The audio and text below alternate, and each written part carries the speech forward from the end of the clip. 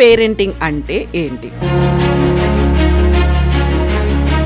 నేను చేసే పేరెంటింగ్ కరెక్టేనా కాదా అని ప్రతి ఒక్క పేరెంట్ ఆలోచిస్తారు. పేరెంట్స్ ఇలా క్రమశిక్షణతో ప్రతి పనిలో వీళ్ళ ఇన్వాల్వ్మెంట్ ఉండి నువ్వు ఇట్లానే చెయ్యాలి, నువ్వు ఈ బాక్స్ లోనే ఉండాలి. ఈ అమ్మా నాన్న మైండ్ సెట్ కూడా సొసైటీకి అనుకూలంగా పెంచాలి అనుకుంటారు. End of the day decision making లో చాలా పూర్ ఉంటారు. పిల్లవాడు మషీన్ కాదు కదా, he's your son, she's your daughter. స్వేచ్ఛని ఇచ్చే పేరెంటింగ్ ఉండడం వల్ల ఎమోషన్ కంట్రోల్ అనేది ఉండదు. పేరెంట్స్ వాళ్ళు పిల్లల కోసం బెస్ట్ ఇవ్వడానికి కష్టపడుతున్నారు, కానీ అది అటు తిరిగి ఇటు తిరిగి ఏమవుతోంది, పిల్లల మీద ఇఫెక్ట్ పడుతోంది. Permissive parenting, neglective parenting, over reactive parenting, ఈ 3 కేటగిరీస్ కొంచెం తగ్గించుకోవాలి అంటే మన పేరెంటింగ్ స్టైల్ ఎలా ఉంది అనేది మనం ఆలోచించుకోవాలి. నమస్తే, నేను Kavitha. Welcome to I Dream. పేరెంట్స్కి ఒక క్వశ్చన్, అసలు పేరెంటింగ్ అంటే ఏంటి? పేరెంటింగ్ అంటే పేరెంట్స్గా మనం ఏం చేస్తున్నాం? పిల్లలకు కావాల్సినటువంటి మంచి ఇన్స్టిట్యూషన్లో జాయిన్ చేస్తున్నాం, వాళ్ళకి కావాల్సినటువంటి ఫీజులు కడుతున్నాం, వాళ్ళకి ఏవేవి అవసరాలు ఉన్నాయో వాటన్నిటినీ కొనిస్తున్నాం. నెక్స్ట్ వాళ్ళ కెరీర్ ఏం కావాలో దానికి తగ్గట్టుగా మనం గైడ్ చేస్తున్నాం. ఇది మాత్రమే పేరెంటింగా? నో, ఇది ఎంత మాత్రం పేరెంటింగ్ కాదు అంటున్నటువంటి motivational speaker and mind set coach Greeshma Chowdary మనతో పాటుగా ఉన్నారు. హలో అండి, నమస్తే. నమస్తే. ఎలా ఉన్నారు మీరు? నేను బాగున్నాను, మీరు ఎలా ఉన్నారు? ఐఎమ్ గుడ్ అండి, టూ గుడ్, చాలా బాగున్నాను. సో నేను అడిగిన ఒక క్వశ్చన్ నిజంగా ఒక పిచ్చి ప్రశ్నలా అనిపిస్తోందా, లేకుంటే ప్రతి ఒక్క పేరెంట్కి తెలుసా అసలు? దాంతోపాటుగా మీరేమనుకుంటారు? పేరెంటింగ్కి మీరు ఇచ్చేటువంటి కొన్ని నిర్వచనాలు ఉంటాయి, ఇలా అయితేనే ఇది పర్ఫెక్ట్ అనేది. సో మీరు మీ అబ్జర్వేషన్లో ఎలా ఉంది సొసైటీ పేరెంటింగ్ పట్ల, ఎట్లా చూస్తోంది అసలు? ఇవాళ మీరు చిన్నప్పుడు చాలా కథలు వినుంటారు కదా, అమ్మగారు నాన్నగారు చెప్పింది. మన వ్యూవర్స్ కూడా కథలు చిన్నప్పుడు వినుంటారు. ఇవాళ నేను ఒక చక్కటి కథ చెప్తాను, మన పేరెంటింగ్ని అలా తీసుకువెళ్దాం. సో ఈ కథ పిల్లలకు కాదు, పేరెంట్స్కి జాగ్రత్తగా వినాలి. ఒక ఊర్లో అనగనగనగా అని మొదలెడతాను, చిన్నప్పుడు అలానే కదా మొదలెట్టారు. అనగనగనగా ఒక ఊర్లో ఒక చిన్న బాబు, ఊరంతా పరిచయం పిల్లవాడికి. వాళ్ళ అమ్మ నాన్న కావాల్సినంత స్వేచ్ఛనిచ్చారు, ప్రతి పని నేర్చుకుంటూ ఎదిగాడు. 16 ఏళ్ళు వచ్చాక రాని పని అంటూ లేదు. నేర్చుకుంటే కూడా త్వరగా నేర్చుకునే టాలెంట్ ఉంది. అయితే ఏం చేశాడు, ఇంకా లాభం లేదు, నేను ఏదో ఒక బిజినెస్లోకి ఎంటర్ అయిపోయి నేను సాధించేయాలి, నాకు అన్నీ వచ్చు కదా, తొందరగా నేర్చేసుకుంటాను అన్నట్టుగా అనుకునేవాడు. ఫస్ట్ మొదట్లో ఏమనుకున్నాడు, ఏం చేద్దాం అని ఆలోచించి, సరే నేను మంచి ఫ్యాషన్ డిజైనర్ లాగా మంచి బట్టలు స్టిచ్చింగ్ స్టార్ట్ చేస్తాను, రకరకాలుగా కుడతాను, అందంగా కుడతాను అనేసి అనుకుంటాడు. అనుకున్న నిమిషం ఊర్లోకి వెళ్ళి అందరినీ పోగేసి, నేను ఇలా పలానా బట్టలు కుట్టాలనుకుంటున్నాను, ప్రపంచం మొత్తంలో నాదే బెస్ట్ షాప్ అవుతుంది అనేసి అన్నాడు. అందరూ విన్నారు, పొగిడారు, నువ్వు చేసేస్తావన్నారు, చప్పట్లు కొట్టారు. పిల్లవాడు చాలా ఆనందంగా, అవును నేను చేసేస్తాను, నన్ను ఇంతమంది పొగుడుతున్నారని చెప్పి ఇంటికి వెళ్ళాడు, పడుకున్నాడు. తెల్లారింది. తెల్లారాక లేచాడు, కాసేపు అలా మొదలు పెట్టాలనుకున్నాడు, ఆపేశాడు. ఆ పని ఆపేసి ఇదేం చేస్తాంలే, ఇంకేమన్నా చేద్దాము అని మళ్ళీ కొన్ని రోజులు ఆలోచించాడు. ఆలోచించాక నేను ఎందుకు మంచి డిజైన్డ్ చైర్స్ అండ్ టేబుల్స్ చేయకూడదు, ఎక్కడ ప్రపంచంలో ఇంత అందంగా చేయలేదు అనే పేరు నాకు రావాలి అని అనుకుంటాడు. అనుకున్న వెంటనే ఊర్లోకి వెళ్ళిపోయాడు. అందరినీ పోగేసి, నేను పలానా ఇలా చైర్స్, కుర్చీలు, టేబుల్స్ తయారు చేస్తాను, చాలా అందంగా తీర్చిదిద్దుతాను, నా అంత మంచిగా ఎవరూ చేయలేరు అని చెప్తాడు. దానికి ప్రతి ఒక్కరూ ఈ అబ్బాయి తెలుసు కాబట్టి మళ్ళీ పొగడతలు మొదలెట్టారు, చప్పట్లు కొట్టారు, నువ్వు చేయగలవు అన్నారు. ఈ అబ్బాయి ఇంటికి వెళ్ళిపోయి మళ్ళీ యథావిధిగా పడుకున్నాడు. తెల్లవారి ఆ కసితో నేను చేసేయాలి అనుకున్నాడు. తెల్లవారు లేసాక అసలు ఆ శక్తి కానీ, ఆ ఆలోచన కానీ, ఆ ఉత్సాహం, మీరు అన్నట్టుగా ఉత్సాహం కానీ రాలేదు. అలా ఇంకా చాలా ప్రయోగాలు చేసుకుంటూ వెళ్ళాడు. కొన్ని నెలలు గడిచాయి, ఒక 2-3 సంవత్సరాలు గడిచాయి. తనలో తాను ఇంకా నేనేమి చేయలేనా చెప్పడం తప్ప అన్న ఆలోచనలోకి వచ్చి ఊరి చివరిలో ఒక బావి దగ్గర వెళ్ళి కూర్చున్నాడు. ఇది అంతా కొన్ని నెలలుగా, సంవత్సరాలుగా గమనిస్తున్న ఒక వృద్ధురాలు అతని దగ్గరికి వెళ్ళింది. ఏంటి బాబు ఇలా కూర్చున్నావు ఇక్కడ అని అడిగింది. తిను జరిగిందంతా చెప్పాడు. నేను అన్నీ వచ్చు, నాకు ఏది చేద్దామన్నా నా అడుగులు ముందుకు పడడం లేదు. వృద్ధురాలంతా వినేసి, రేపు ఇదే టైంకి ఇదే సమయానికి ఇక్కడికే రా, నేను కూడా వస్తాను అని వెళ్ళిపోయింది. నెక్స్ట్ డే మళ్ళీ ఇద్దరు కలుసుకున్నారు. అమ్మ ఎందుకు రమ్మన్నారు ఇక్కడికి అని అడిగినప్పుడు ఆవిడ చేతిలో 2 విత్తనాలు ఉన్నాయి. ఒక విత్తనం తన చేతిలో పెట్టింది, బాబు చేతిలో. ఇంకో విత్తనంతో నువ్వు నాతో రా అని చెప్పి ఒక చోటుకి తీసుకెళ్ళి కొంచెం మట్టి తవ్వి ఆ విత్తనం అందులో నాటంగానే మట్టి కప్పేసింది. ఈ అబ్బాయి చూస్తుండగానే ఇంకో విత్తనం ఆ అబ్బాయికి ఇచ్చింది కదా, ఆ అబ్బాయికి ఇచ్చి దీంతో నువ్వు ఏం చేస్తావో చెయ్యి అని చెప్పింది. పిల్లవాడి నేచర్ మళ్ళీ బయటకు వచ్చింది. విత్తనం పట్టుకొని ఇది నేను బాగా పెంచుతాను, రేపటి రోజు ఒక మొక్క అవుతుంది, చెట్టు అవుతుంది, పక్షులకి నీడనిస్తుంది, మనుషులకి నీడనిస్తుంది, పిల్లలకు ఆడుకునే స్థలం ఇస్తుంది అని చెప్పి అందరికీ ప్రచారం చేశాడు. రేపు నాటుదాంలే అని ఒక రాయి మీద పెట్టేసి వెళ్ళి పడుకున్నాడు. తెల్లవారు వస్తాడు, ఆ రాయిని చూస్తాడు. సరే రేపు చేద్దాంలే అని అలా పోస్ట్పోన్ చేసుకుంటూ వెళ్ళాడు. కొన్ని నెలలు గడిచాక ఆ వృద్ధురాలు ఈ అబ్బాయి ఇంటికి వెళ్ళి నాతో పాటు రా అంటుంది. చెట్టుని చూపిస్తుంది. ఇది నువ్వు నాటిన విత్తనం, మొక్క అయింది, ఇప్పుడు చెట్టు అయింది, నీ విత్తనం ఎక్కడా అని అడిగింది. దానికి అబ్బాయి అదిగో అని చూపించేలోపు ఆ రాయి మీద ఏమీ ఉండదు, ఎందుకంటే నువ్వు నాటలేదు. ఇది చాలామందికి తెలిసిన కథ, అందరికీ దీని సారాంశం కూడా తెలుసు. But as a motivational speaker and mind set coach పేరెంట్స్కి దగ్గరగా ఉంటూ ఉంటాను కాబట్టి దీంట్లోంచి నేను ఒక కొత్త విషయం నేర్చుకున్నాను. ఏంటి అంటే పిల్లవాడు రాయి మీద పెట్టింది విత్తనము ఇంప్రాపర్ పేరెంటింగ్ అని నేను చెప్తాను. ఏదైతే మట్టిలో నాటారో దానికి రోజు నీళ్లు పోసి దాన్ని జాగ్రత్తగా కాపాడుకుంటున్నారో అది ప్రాపర్ పేరెంటింగ్ అని నేను అంటాను. సో ఈ ప్రాపర్ పేరెంటింగ్ అనేది తెలియాలి అంటే అసలు పేరెంటింగ్లో ఎన్ని రకాలు ఉంటాయి, నేను చేసే పేరెంటింగ్ కరెక్టేనా కాదా అని ప్రతి ఒక్క పేరెంట్ ఆలోచిస్తారు. ఇలాంటి టైంలో నేను మీకు చెప్పాలనుకుంది కూడా అదే. పేరెంటింగ్లో 5 రకాలు ఉంటాయి. అందులో మనము ప్రస్తుతానికి 3 రకాలు మాట్లాడుకుందాం.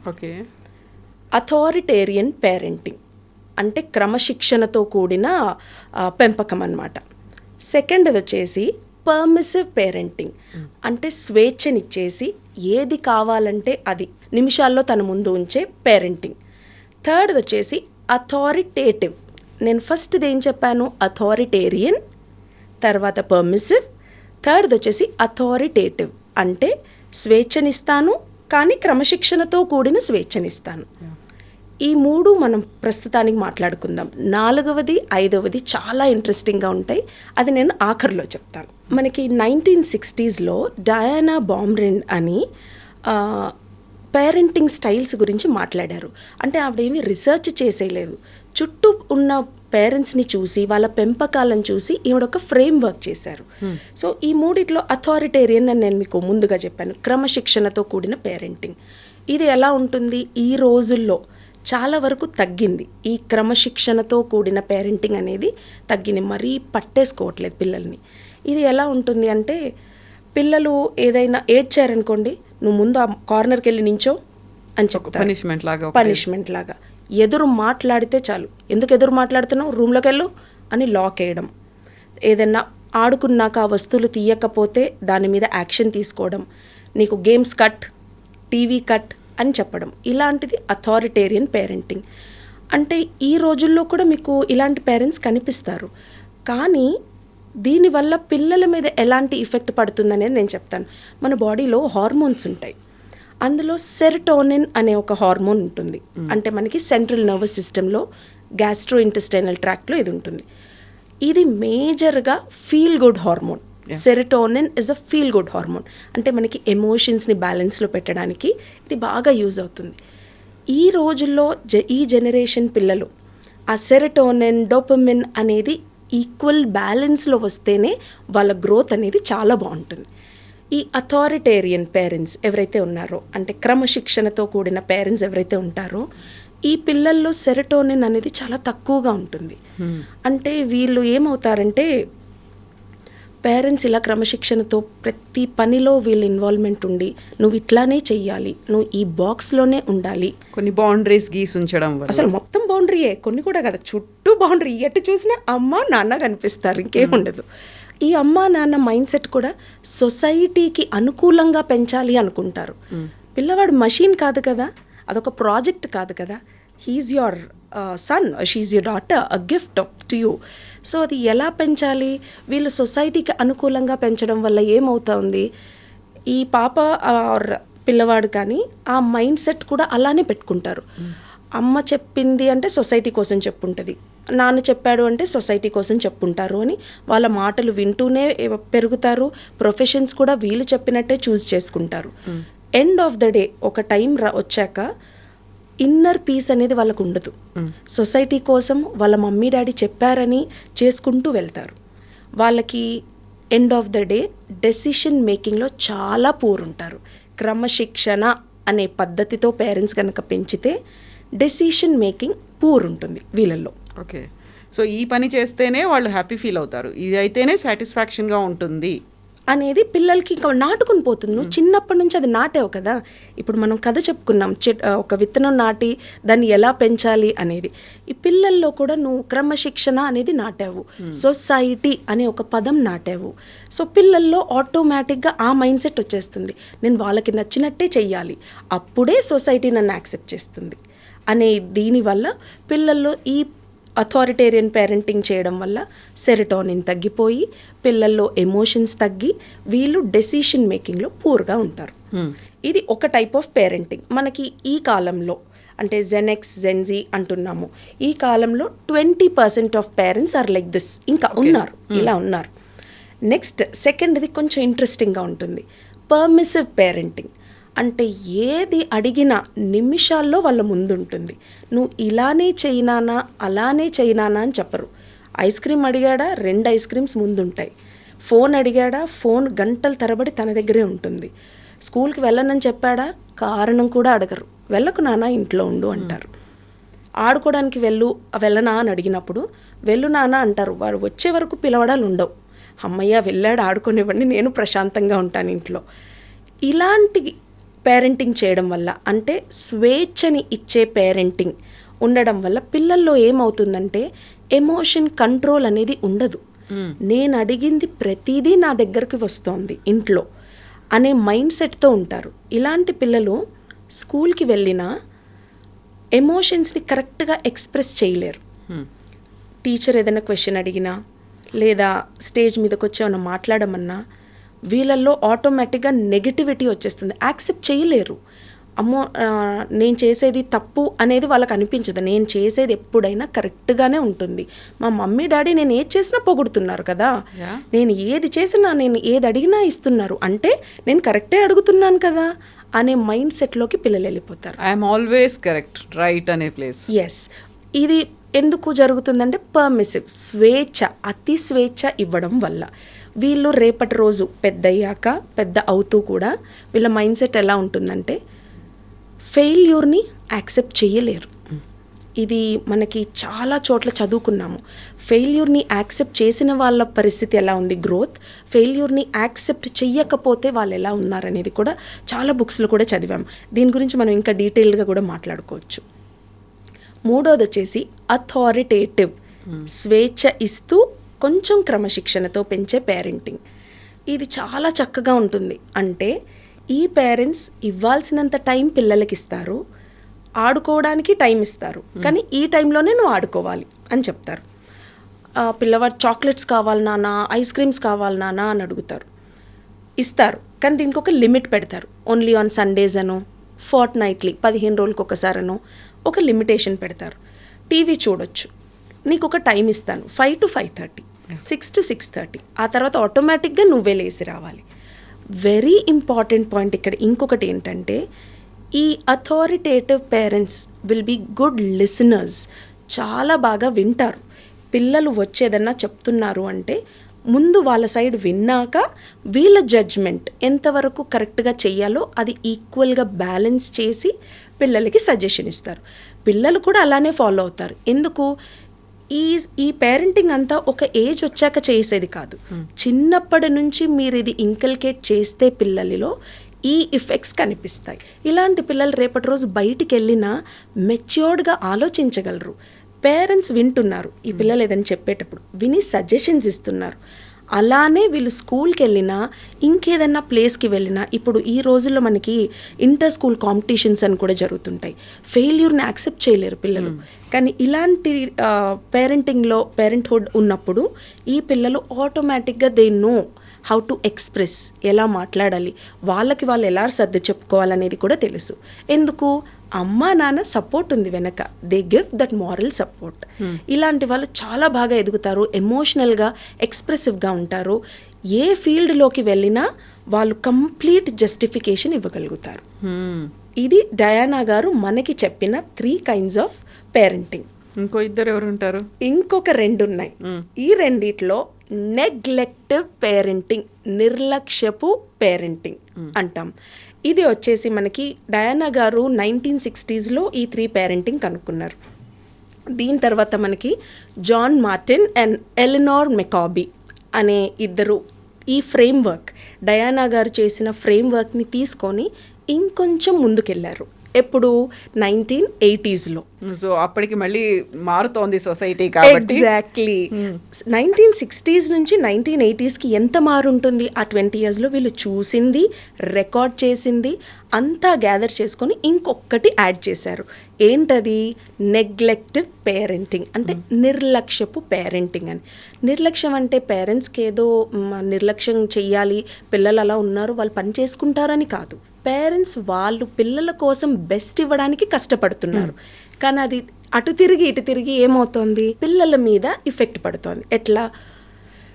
ఆఫీస్కి వెళ్తాము, నైట్ వస్తాము, పిల్లలు చదివారా, స్కూల్కి వెళ్ళారా, విన్నారా, పనిష్మెంట్ ఏమన్నా దొరికిందా స్కూల్లో వినక, హోంవర్క్ చేయక, ఇంటికి వచ్చాక ఫ్రెండ్స్తో ఆడుకున్నారా, ఫ్రెండ్స్ దగ్గర ఏమన్నా గొడవ అయిందా, అసలు ఏమన్నా ఇన్సల్టింగ్గా ఫీల్ అయ్యారా, రోజులో వాళ్ళ హ్యాపీ మూమెంట్ ఏంటి, డ్రాపింగ్ మూమెంట్ ఏంటి, అంటే ప్రాస్ కాన్స్ అంటాం. పాజిటివ్స్ ఏం జరిగాయి, నెగిటివ్స్ ఏం జరిగాయి, ఇవన్నీ అడిగే టైం కానీ ఆలోచన కానీ రాదు.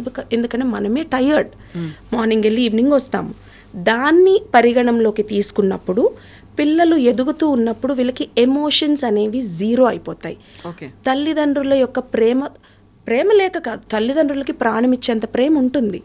ఆ టైం అనే వర్డ్ ఏదైతే, పదం ఏదైతే ఉంటుందో, ఆ టైం లేక పేరెంట్స్ పిల్లలతో టైం స్పెండ్ చేయరు. కానీ అది పిల్లలు ఏమైనా చదవగలుగుతారా? మన మనసుల్ని చదవలేరు. పిల్లలు ఏమనుకుంటారు? నా మాటలు ఎవరు వినడం లేదు ఇంట్లో, ఎమోషనల్గా నాకు నాన్న కనెక్ట్ అవ్వట్లేదు, అమ్మ కనెక్ట్ అవ్వట్లేదు, మా అన్నయ్య, తమ్ముడు, అక్క, చెల్లి ఎవరున్నా వాళ్ళ ప్రపంచం వాళ్ళది.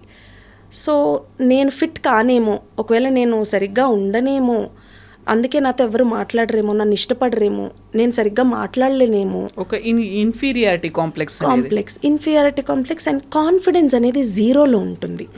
ఇలాంటి వాళ్ళకి ప్రేమ కూడా మెల్లమెల్లగా తగ్గిపోయి, మీరు చిలకను బంధిస్తాం చూడండి ఒక కేజ్లో, ఒక పంజరంలో ఉన్నట్టుగా ఫీల్ అయిపోతారు. మెల్లమెల్లగా వీళ్ళకి ఎమోషన్స్ తగ్గిపోయి, ప్రేమలు తగ్గిపోయి, ప్రేమ విలువ కూడా తెలియదు, డిటాచ్మెంట్ అనేది వస్తుంది. స్లోగా అది ఒక ఏజ్ పెరిగినా కొద్దిగా డిటాచ్మెంట్, మీరు అన్నట్టుగా కొంచెం డిటాచ్మెంట్లోంచి ఇంకొంచెం డిప్రెషన్లోకి వెళ్ళిపోతారు. రేపటి రోజు స్కూల్లో కూడా ఇదే పరిస్థితి ఉంటుంది. ఇంట్లోనే ఈ పరిస్థితి ఉన్నప్పుడు స్కూల్లో ఆటోమేటిక్గా ఒక పిల్లవాడు సైలెంట్గా ఉన్నాడు అంటే దాని అర్థం పిల్లలు గ్రాంటెడ్గా తీసుకుంటారు. హే అసలు మాట్లాడు, షై ఫీలింగ్ అని, తర్వాత టిమిడ్ అని పదాలు వాడతారు. మనకి ఈ రోజుల్లో వొకాబులరీ చాలా అడ్వాన్స్డ్గా ఉంది. సో డిఫరెంట్ వొకాబులరీ వాడి కొంచెం క్రిటిసిజం ఉంటుంది. ఇలా క్రిటిసైజ్ చేశారు అని ఇంటికి వచ్చి చెప్పుకోవడానికి కూడా ఎవరో ఒకరు ఉండాలి. లేదు, 4 గోడలు తప్ప ఇంకేమీ లేదు అక్కడ. పోనీ రిలేటివ్సా, అసలు సంబంధాలే లేవు, ఎవరి బిజీ వాళ్ళది, న్యూక్లియర్ ఫ్యామిలీస్. ఇంకా ఇందులోనే ఇంకొక పాయింట్ యాడ్ చేస్తాను. అమ్మమ్మ తాతయ్య ఉంటారు కొన్ని ఫ్యామిలీస్లో. ఒక రకంగా అమ్మమ్మ తాతయ్య చాలా ప్రేమ చూపిస్తారు, కానీ they are not related to this generation. ఆ కట్టుబాట్లతోనే ముందుకు తీసుకువెళ్తూ వస్తారు పిల్లల్ని. ఓల్డ్ స్కూల్ అనుకుంటాం, అదే పద్ధతి అనుకుంటాం, అదే పద్ధతిలో పిల్లలకి చెప్పి స్కూల్కి పంపిస్తారు కొన్ని ఫ్యామిలీస్లో. కానీ అది ఈ జనరేషన్కి కనెక్ట్ అవ్వదు. అక్కడ కూడా పిల్లలు అదేంటి, నేను ఇలా, మా నానమ్మ చెప్పింది కదా, మా అమ్మమ్మ చెప్పింది కదా, నేను ఇలా మాట్లాడితే మా ఫ్రెండ్స్ నవ్వుతున్నారేంటి అనే సిచ్యువేషన్ నేను చూశాను. సో ఈ రోజుల్లో ఇంకొంతమంది గ్రాండ్ పేరెంట్స్ అప్గ్రేడ్ అయిపోయారు, మనలాగా ఆలోచిస్తున్నారు, మనతో పాటు పరిగెడుతున్నారు. సో బోత్ వేస్, రెండు రకాలుగా ఉన్నాయని నేను చెప్తాను ఈ నెగటివ్ పేరెంటింగ్లో. ఇంకొకటి పేరెంటింగ్, ఇది చాలా important, okay. At the same time అదే significant, at the same time ఆలోచించాల్సింది. ఈ రోజుల్లో చాలామంది 90% ఆఫ్ ద పేరెంట్స్ చేసేది ఇది. That is over reactive parenting is also called helicopter parenting or snow plough. Snow ploughing అంటే మీకు ఐడియా ఉండి ఉంటుంది. ఇప్పుడు మంచు ప్రదేశాల్లో వెహికల్స్ బయటికి రావడానికి ముందే, అంటే మనుషులందరూ బయటకు వచ్చి ఆఫీసెస్కి వెళ్ళడానికి ముందే ఈ స్నో ప్లోయింగ్తో రోడ్స్ అన్నీ క్లియర్ చేసేస్తారు. అడ్డంకులు ఏమి ఉండకూడదు, మా వాళ్ళు ఎక్కడా కష్టపడకూడదు అని. అదే కాన్సెప్ట్ తీసుకొచ్చి మన పేరెంట్స్ మన పిల్లల మీద ఈ ఎఫెక్ట్ తీసుకొస్తున్నారు. ఫర్ ఇన్స్టెన్స్ స్కూల్స్లో ఎవ్రీ ఇయర్ సెక్షన్స్ షఫుల్ చేస్తారు పిల్లల్ని.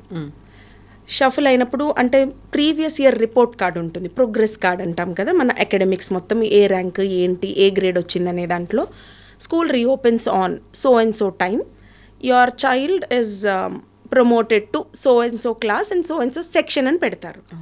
ఈ ఇయర్లో ఏ సెక్షన్లో ఉన్నాడు ఫర్ ఎగ్జాంపుల్, నెక్స్ట్ ఇయర్లో షఫలింగ్ చేసి బి సెక్షన్లో వేశారు. పిల్లలతో సంబంధం లేదు, నా కొడుకు ఏ సెక్షన్లో ఉన్నాడు, నేను ఏ సెక్షన్లోనే ఉంచుతాను అని స్కూల్కి పరిగెత్తుకుని వచ్చే పేరెంట్స్ కూడా ఉన్నారు. తప్పు లేదు, మీరు ప్రేమిస్తున్నారు, అసలు అది ఏంటి అని తెలుసుకోవాలి. ఎందుకు స్కూల్స్ అంటే నిన్న మొన్న పెట్టిన స్కూల్స్ ఉండవు, కొన్ని ఏళ్లుగా నడిపిస్తూ ఉంటాయి.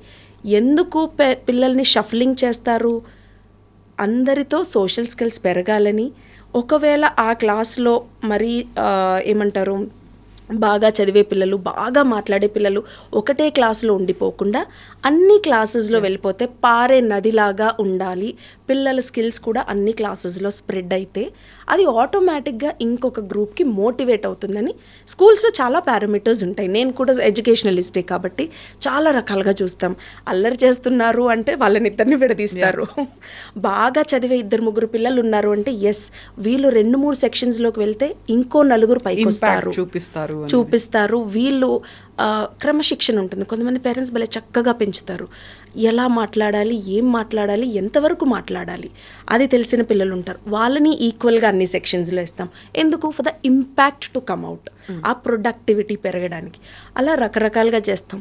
ఇవన్నీ కాదని నేను నా పిల్లవాడికి అడ్డంకి ఇవ్వను, రేపటి రోజు బి సెక్షన్ అంటే నా కొడుకు అందులో ఇష్టపడడు అంటే మన దగ్గర మైండ్ సెట్ కూడా ఒకటి ఉంటుంది. ఏ సెక్షన్ అంటేనే టాపర్స్ ఉంటారు, అందరు ఇంటెలిజెంట్ ఉంటారు, బీఈసీలు అంటే అలా కాదు, ఆ గ్రేడ్ తగ్గిపోతుంది అనేది. కరెక్ట్.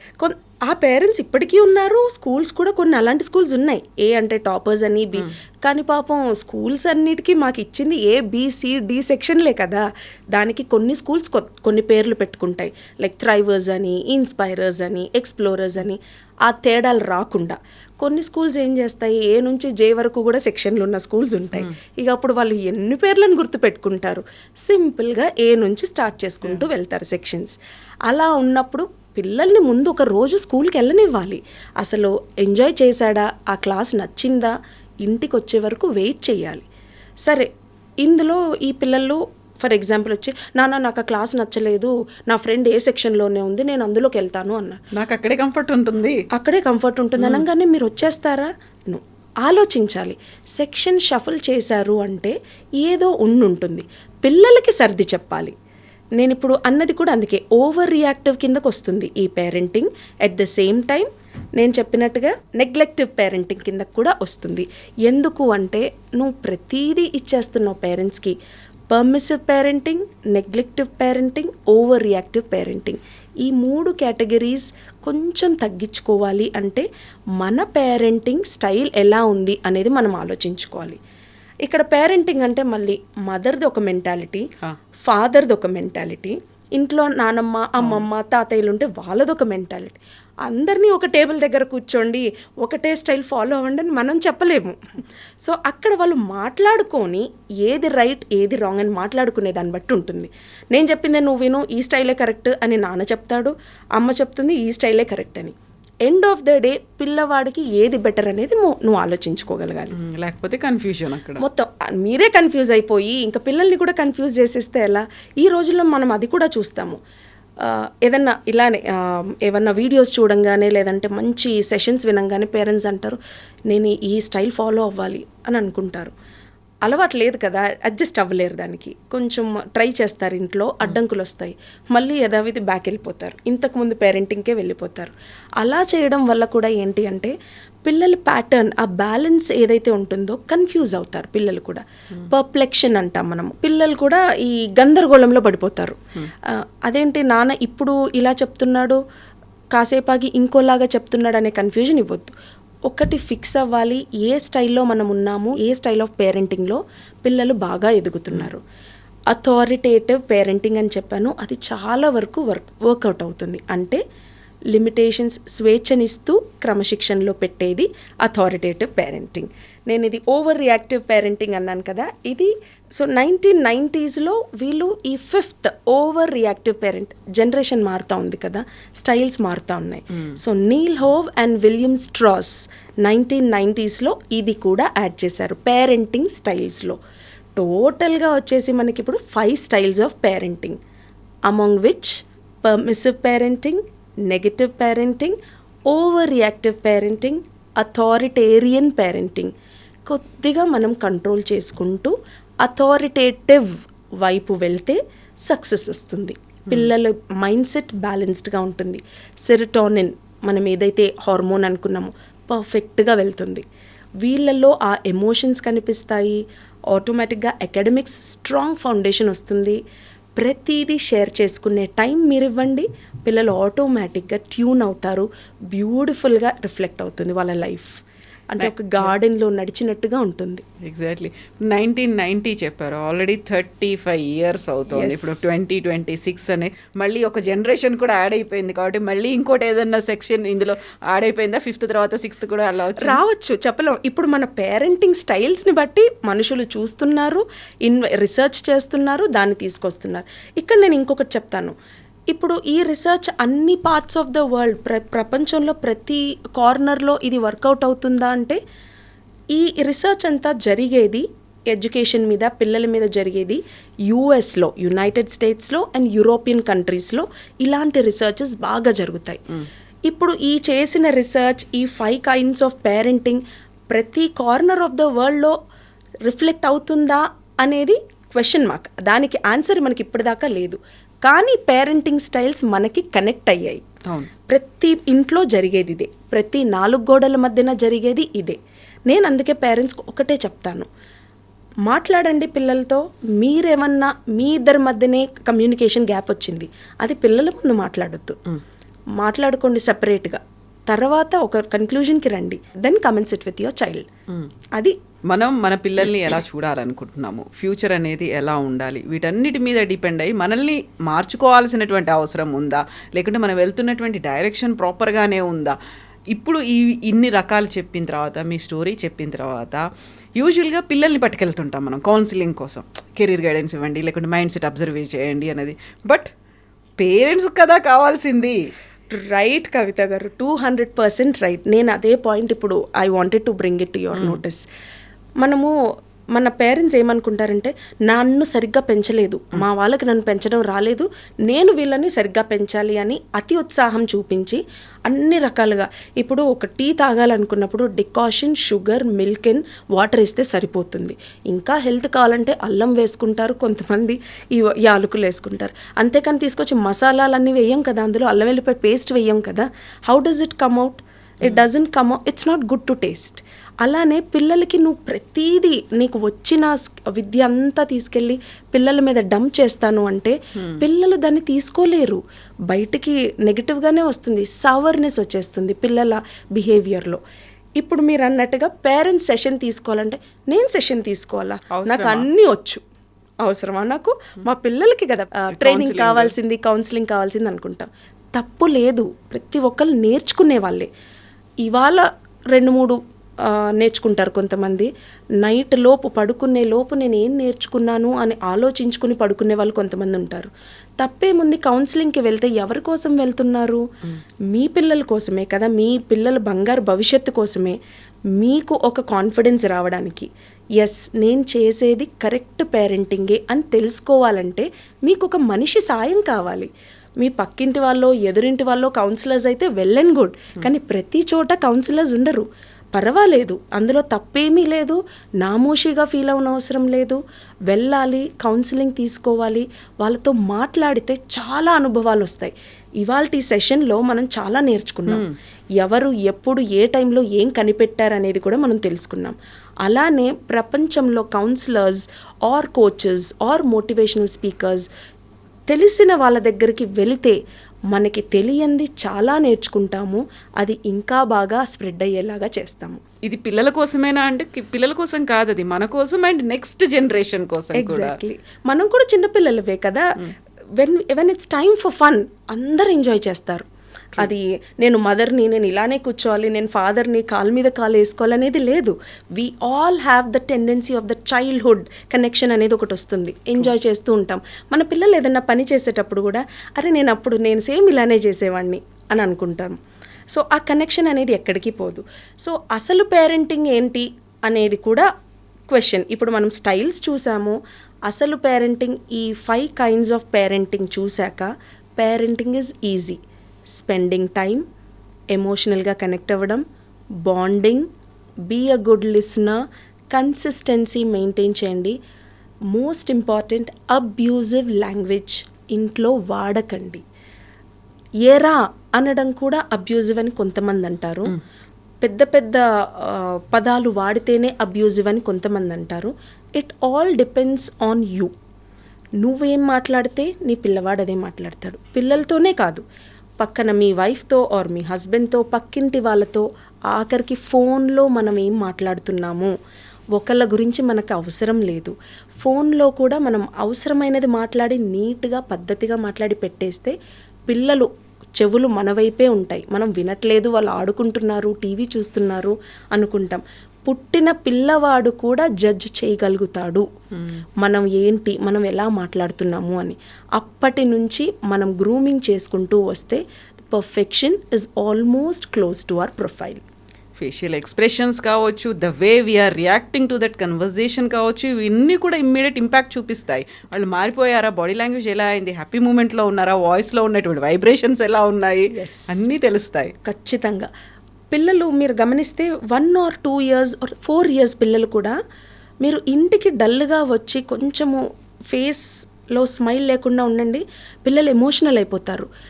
అంటే మమ్మీకి ఏదో అయింది, డాడీకి ఏదో అయింది, ఆ టెన్షన్స్ అన్ని వాళ్ళకి తెలియదు, but they know that something is wrong. అదే నేను అంటాను, ఆ బ్యాలెన్స్ చేసుకుంటూ ఉంటే life is two cool to move on. Life is beautiful. Beautiful. అది మనం ఎలా ట్యూన్ చేసుకుంటాం అనే దాన్ని బట్టే ఉంటుంది. And so simple. Life is short, enjoy to the maximum and spread happiness అనేది మై వర్జన్. నా బుక్లో నేను రాసుకున్నది అదే. థ్యాంక్ యూ సో మచ్ అండి. Thank you so much. And for more videos, Please subscribe to iDream. Please subscribe to iDream. Please subscribe iDream. And please subscribe to iDream. For more videos, subscribe to iDream. please like, share and subscribe to the channel. Congratulations, iDream. Subscribe to iDream. Subscribe to iDream. So subscribe to iDream Media. iDream team అందరికి huge congratulations. Please subscribe iDream Media. Please subscribe to iDream. Subscribe iDream. Please subscribe to iDream. iDream అంటే నా కళల channel subscribe చేసుకున్న నోరు తిరుగుతలేదు, మీరైతే గంట గుర్తు కొట్టండి. For more such videos, please subscribe to iDream. Subscribe to iDream. Please subscribe to iDream. Please subscribe iDream Media. Please do subscribe to iDream. Please subscribe to iDream Media. For best entertainment and information, please subscribe iDream. And don't forget to subscribe to iDream.